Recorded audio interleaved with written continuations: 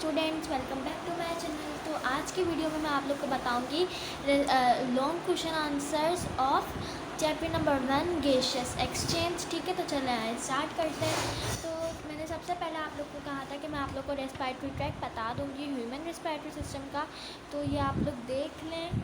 तो आप लोग को सबसे पहले हेडिंग नज़र आ रही होगी ह्यूमन रेस्पिरेटरी सिस्टम। आप लोग ये क्वेश्चन लिखते वक्त सबसे पहले इसकी हेडिंग डालेंगे और लिख देंगे ह्यूमन रेस्पिरेटरी सिस्टम। ठीक है, फिर इसकी डेफिनेशन लिखेंगे।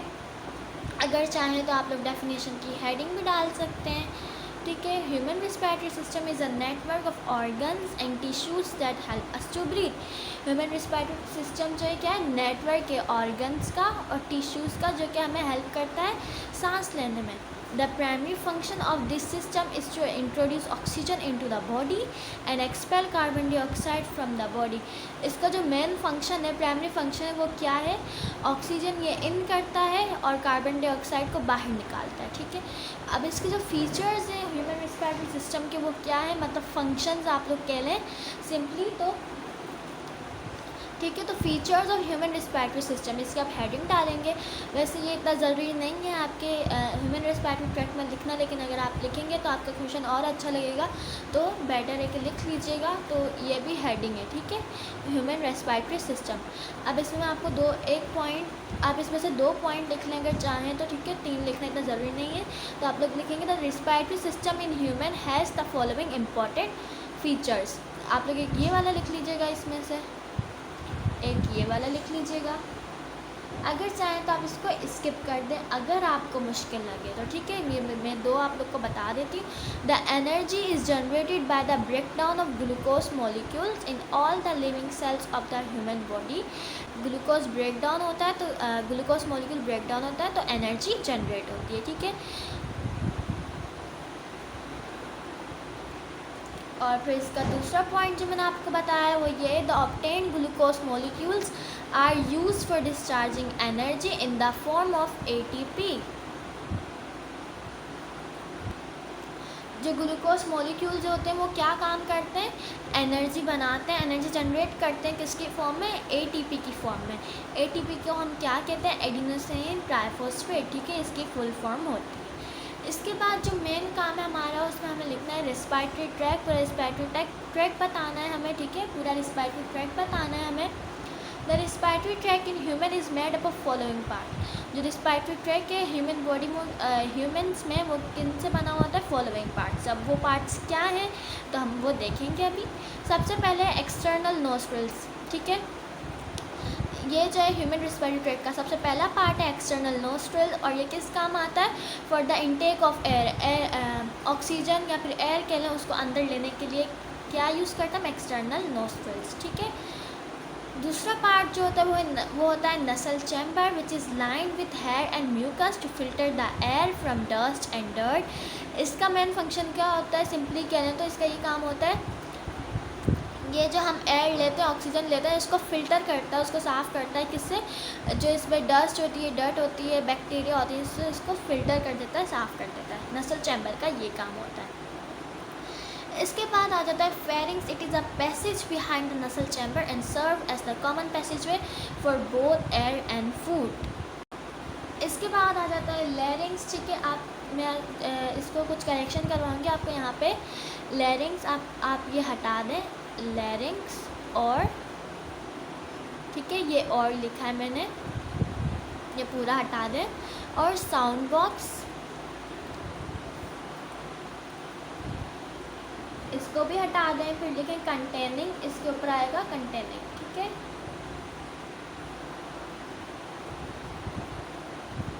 Vocal cords to produce sound. जितना इजी हो सकेगा मैं आप लोग को उतना इजी करवाऊँगी, ताकि आपको जो याद करने में आसान रहे। Containing vocal cords to produce sound.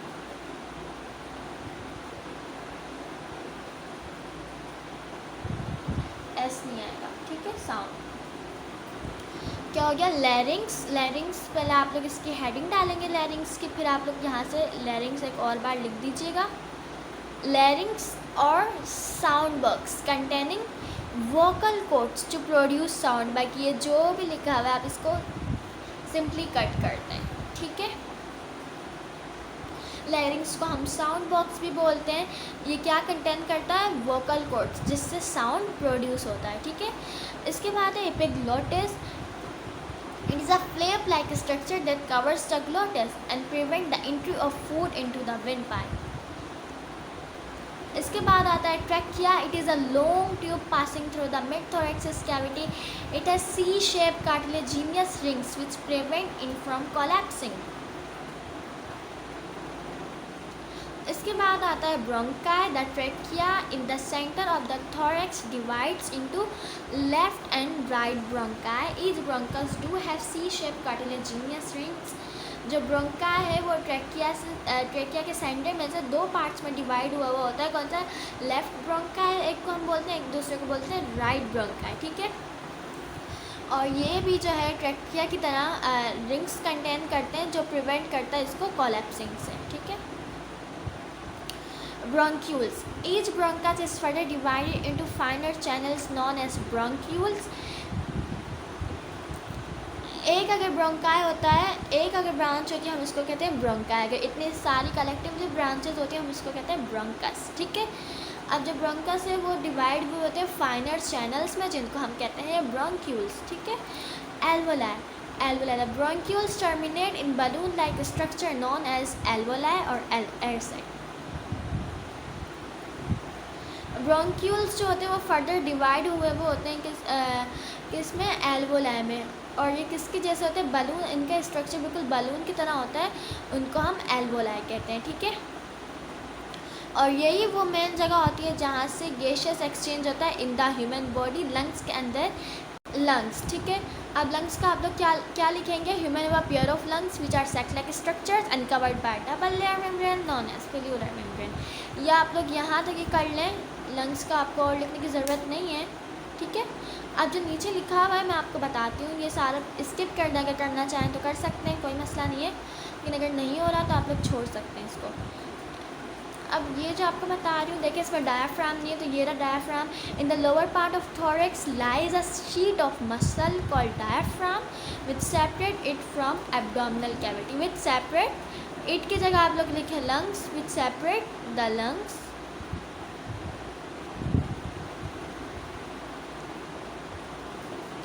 ठीक है, विच separate the lungs from abdominal cavity,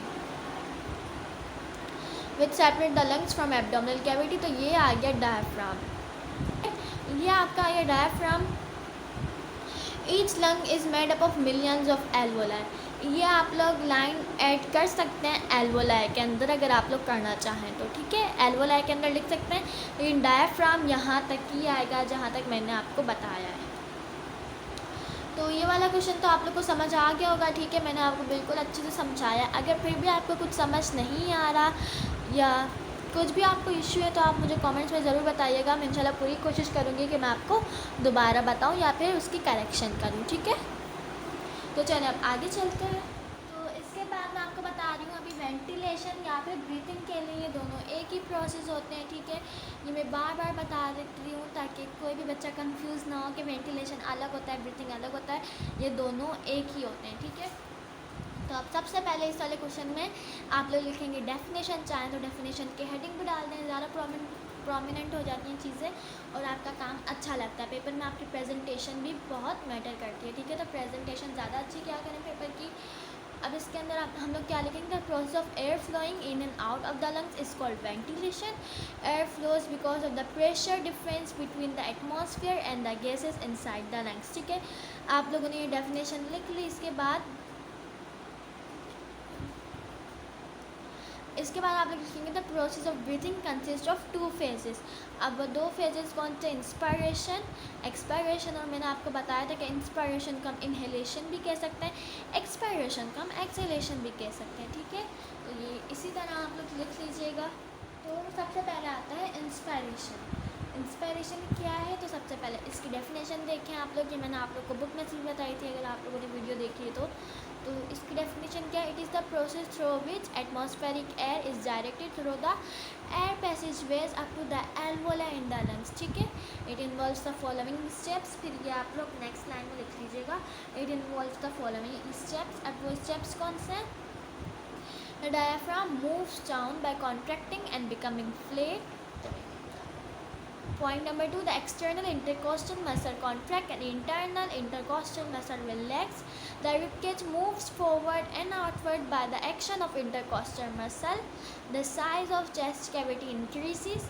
Air pressure inside the lung decreases due to increase of volume in the chest cavity. Air moves into the lungs. Oxygen is taken into the lungs. ठीक है, तो ये थे steps हमारे inspiration के. इसके बाद आ जाता है एक्सपायरेशन, जिसकी आप लोगों ने सबसे पहले डेफिनेशन लिख लें. एक्सपायरेशन की भी सबसे पहले आपने डेफिनेशन लिख लें. It is a process in which the air moves out from the lungs. It involves the following steps. The diaphragm moves up by relaxing and becoming Doom shape. The external intercostal muscle relax and internal intercostal muscle contract. The rib cage moves downward and inward by the action of intercostal muscle. The size of chest cavity decreases. Air pressure inside the lung increases due to decrease of volume in the chest cavity. Air moves out of the lungs. Carbon dioxide is removed from the lungs. ठीक है, तो ये बहुत easy है. अगर आप इसको book से कंपेयर करें तो ये बुक के निस्बत बहुत इजी है. और बुक में से आपको इस तरह से मार्क्स भी नहीं मिलेंगे जिस तरह आप ये वाला लिखेंगे. और जैसे मैंने आपको बताया था, इसमें डिफ्रेंशिएट भी आ सकते हैं. तो मैंने शॉर्ट क्वेश्चन आंसर्स में भी अगर आप लोग देखेंगे तो मैंने वीडियो अपलोड की है differentiate between inspiration and expiration. तो आपको वो भी याद नहीं करना पड़ेगा अगर आप लोग इस तरह से पॉइंट लिखेंगे. ठीक है,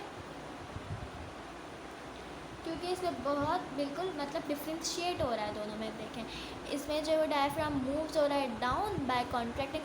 आप इसको इस तरह से अगर आप एक याद करेंगे तो आपको दूसरा खुद ही याद हो जाएगा. The diaphragm moves up. ठीक है, बिल्कुल अपोजिट है दूसरे में. Relaxing and becoming Doom shape. ठीक है, तो आप लोग यही वाला लिखिएगा, मेरे ख्याल से ये ज़्यादा बेटर है.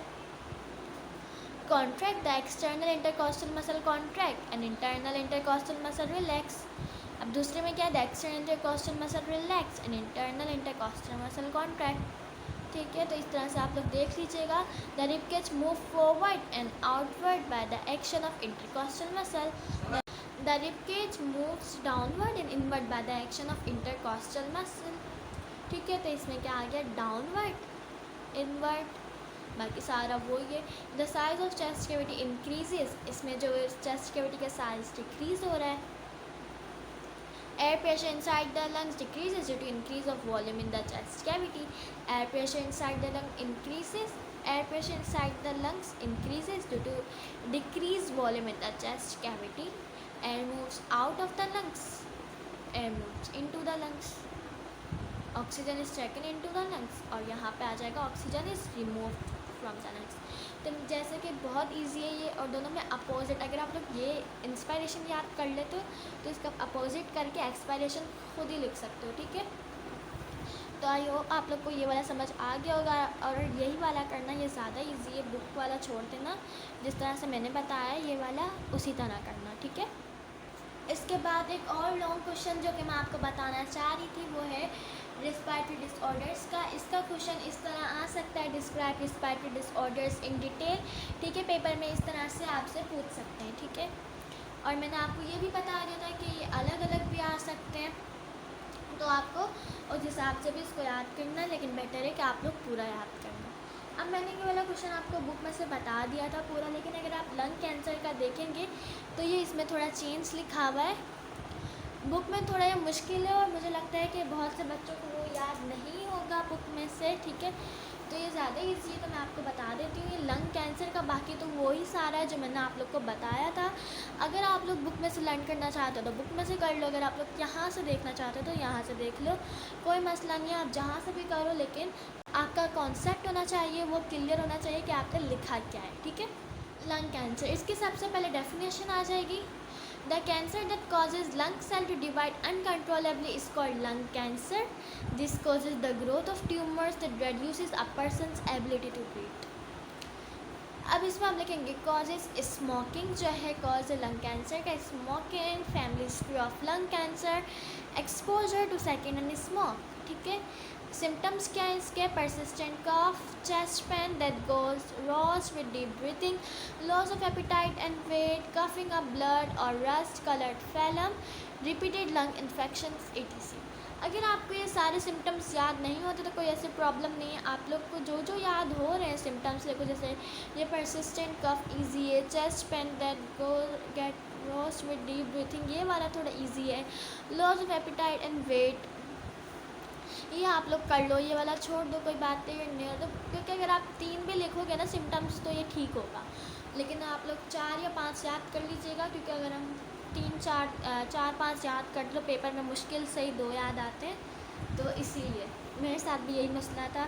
जितने भी याद कर लो पेपर में 3-4 ही याद आएंगे आप लोगों को। तो मैं हमेशा ये करती हूँ, कहीं पे भी अगर 3 पॉइंट्स लिखने होते तो मैं 5 याद करती हूँ, ताकि पेपर में मुझे 3 याद आ जाए। 2 तो मैं वैसे ही भूल जाती हूँ, इसलिए मैं ज़्यादा याद करती हूँ थोड़ा। ट्रीटमेंट, अब इसके बाद इसकी ट्रीटमेंट आ जाएगी। देखिए बुक में आपके पास ट्रीटमेंट नहीं है किसी में भी, इसमें आपके पास ट्रीटमेंट भी है, ठीक है। ट्रीटमेंट क्या है लंग कैंसर की? Lung cancer is treated in several ways depending upon the type of lung cancer and how far it has spread. It can be treated with surgery, chemotherapy and radiation therapy. Prevention क्या है इसकी? Eat a diet full of fruits and vegetables, do some exercise daily. तो ये था lung cancer, और मुझे ये लगता है कि ये बुक से थोड़ा इजी और बुक से ज़्यादा अच्छा है, तो आप लोग यही वाला लिखें तो बेटर है। लेकिन बुक से लिखना चाहते हैं तो लिख लें, कोई मसला नहीं है। इसके बाद आ जाता है bronchitis. Bronchitis is an inflammation of the bronchi in the lungs that causes coughing. Bronchitis is caused by some bacteria और वायरस दैट कॉजेज कोल्ड और फ्लू स्मोकिंग। सिम्टम्स भी इसके वही हैं जो बुक में आपको मैं ट्रीटमेंट और प्रिवेंशन बताऊंगी। इसकी treatment bronchodilators, anti inflammatory steroid drugs, oxygen therapy. अब देखो इसमें से आपको 4 याद नहीं हो रहे, आप कोई 2 याद कर लो, ठीक है। अब ये ज़रूरी नहीं है जो आपको याद नहीं हो रहा वो भी आप याद करो एंड तक, इस वजह से आपको कुछ भी याद नहीं हो पाता। जो याद नहीं हो रहा आप स्किप कर दो, एंड में अगर टाइम मिले फिर याद कर लेना, ठीक है। इस तरह से क्या करो। Prevention, quite smoking, wearing a mask in high population areas. इसके बाद एम्फाइसीमा, ये तो पूरा वही है जो मैंने आपको बता दिया था। एम्फाइसीमा ट्रीटमेंट आप लोग इसकी देख लें, ब्रोंकोडिलेटर्स, स्टेरॉइड एंड कॉर्टिकोस्टेरॉइड्स, ठीक है। एस्थमा,